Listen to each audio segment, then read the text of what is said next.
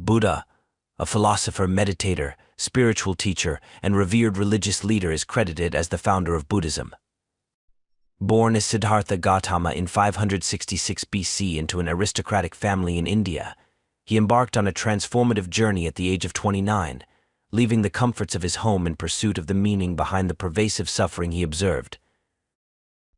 After 6 years of rigorous yogic training, Siddhartha abandoned self-mortification and found enlightenment through mindful meditation beneath a Bodhi tree. On the full moon of May, with the rising of the morning star, Siddhartha Gautama became the Buddha, the awakened one. For 45 years, the Buddha wandered the plains of northeastern India, sharing the path or dharma he had realized during that moment of enlightenment. Around him, a diverse community emerged, drawn from every tribe and caste, dedicated to practicing this transformative path.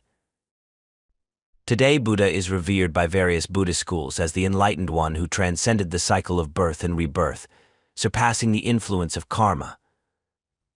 The core teachings focus on insights into dukkha, or suffering, and the attainment of nirvana, signifying the end of suffering. The impact of Buddha's teachings extends far beyond Asia, resonating globally. Join us as we explore the 10 profound life lessons that we can learn from the wisdom of Buddha, offering timeless guidance for navigating the complexities of existence. 1. Practice the middle way. Discover the wisdom of practicing the middle way in this YouTube exploration inspired by the teachings of Buddha.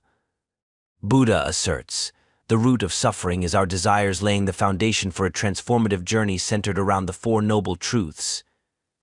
Siddhartha Gautama, after witnessing the harsh realities of poverty, sickness, and death, recognized that people often seek solace in material attachments like wealth, fame, and honor. Despite being born into great wealth, his quest for enlightenment led him to experience the extremes of asceticism, only to find it did not spare him from desires and suffering. The middle way, as advocated by Buddha, advocates for a balanced life between luxury and extreme poverty, between overindulgence and deprivation. To walk this path, one must liberate oneself from excessive desires and embrace the concept of just enough. This entails cultivating a more balanced and sustainable lifestyle that values the pleasures of existence over material consumption. The narrative draws from the insights of Nurse Bronnie Ware, who, caring for the terminally ill, discovered that a common regret among the dying is, "I wish I hadn't worked so hard." This highlights the human tendency to invest time in transient pursuits, such as acquiring the latest gadgets or chasing financial goals, only to find that these achievements don't guarantee lasting happiness. In urging viewers to adopt the right view, the video emphasizes that equating happiness solely with the fulfillment of desires leads to perpetual dissatisfaction. 2. Adopt the right view. According to Buddha, do not get upset with people or situations. Both are powerless without your reaction. This profound insight invites us to cultivate a more philosophical approach to our opinions, urging us to be aware of our thoughts and inquire deeply into the foundations of our beliefs. By doing so, we can discern whether our thoughts are true, false, or confused, leading to better decisions in all aspects of our lives. The human tendency to react quickly to external stimuli is explored through the lens of the 9010 rule of life, as articulated by Stephen Covey in the 7 Habits of Highly Effective People. Life is 10% what happens to us and 90% how we react to it. A vivid scenario illustrates the impact of reactive behavior, showing how a chain reaction of negative events unfolds from a simple mishap in the morning. Contrastingly, envision an alternate response: standing up, breathing slowly, and choosing forgiveness. By adopting a proactive mindset, one can avoid unnecessary conflicts and disruptions and maintain control over the day. The message is clear: happiness can be achieved by choosing not to be adversely affected by external events, but by leveraging our surroundings for personal growth. 3. Create good karma. In the words of the Buddha, it is mental, having willed. One acts through body, speech, or mind. In Buddhism, karma means only actions of one's own volition, not all actions. As volitions can be relatively good or bad, so the resulting karma will be good or bad.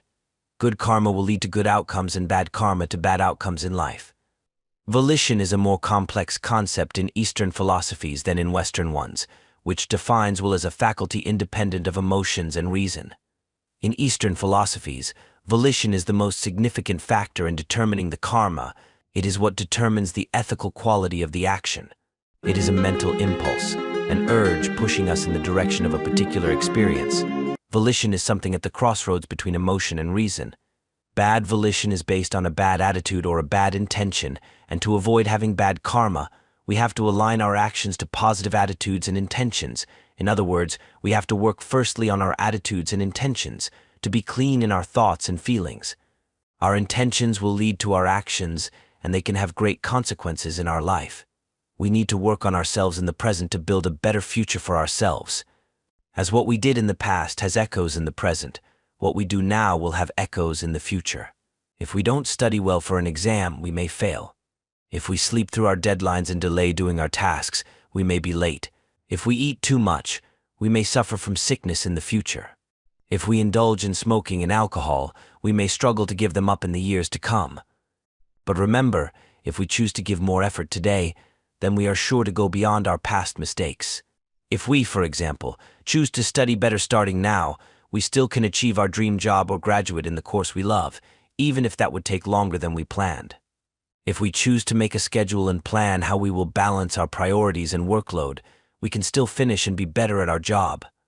If we choose to start exercising, we can still live more healthily than we are now. Nothing is written in stone. Our past does not define us, and what we do today can shape our present and our future. However, to make the right changes takes effort, and this effort will not have everlasting effects unless it comes from a good attitude and good intentions, or, in other words, from a deep compassion towards ourselves and others. 4. Live every day like it is your last.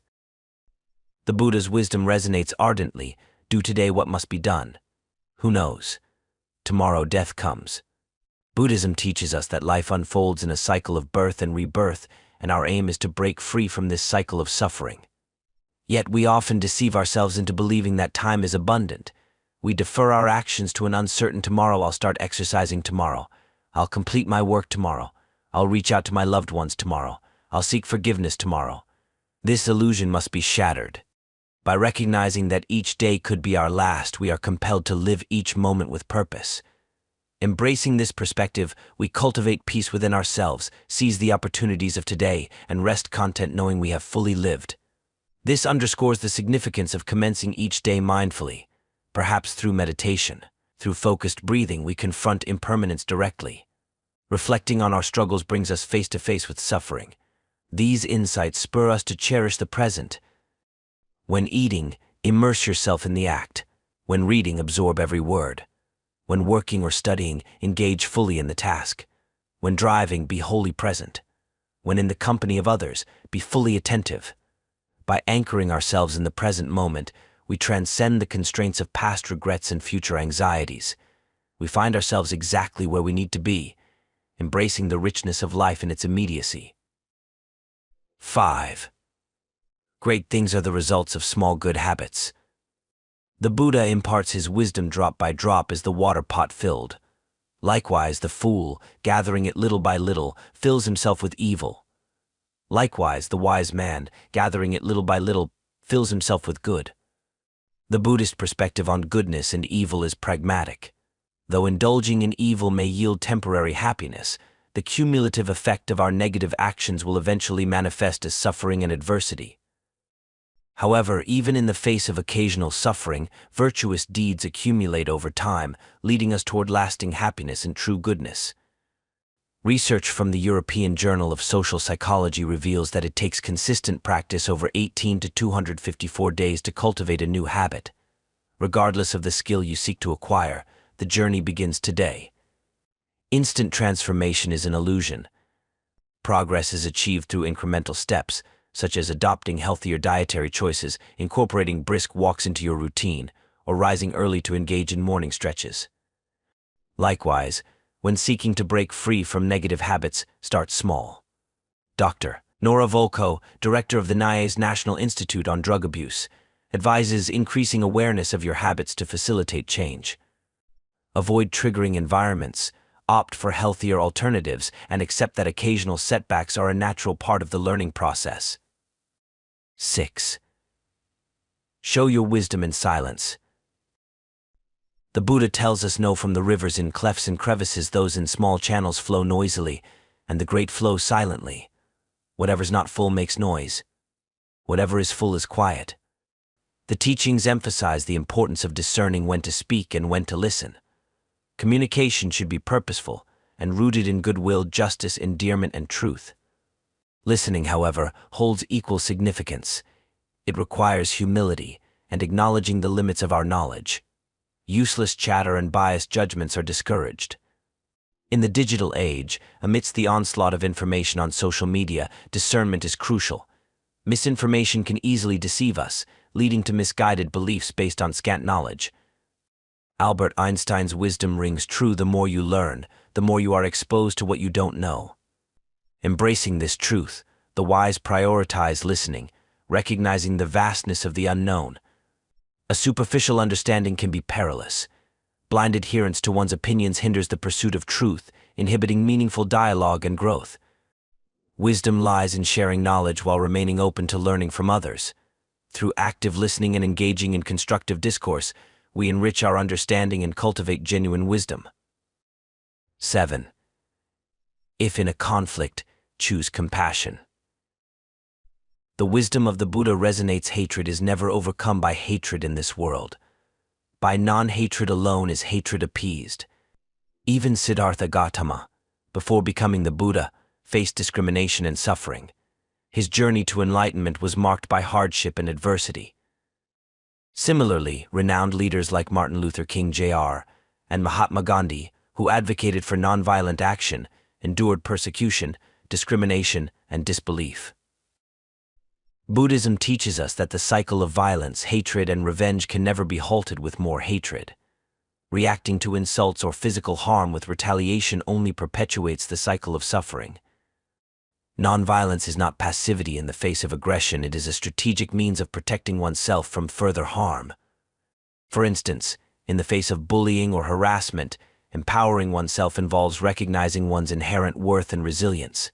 Responding with compassion and maintaining inner peace can diffuse the situation.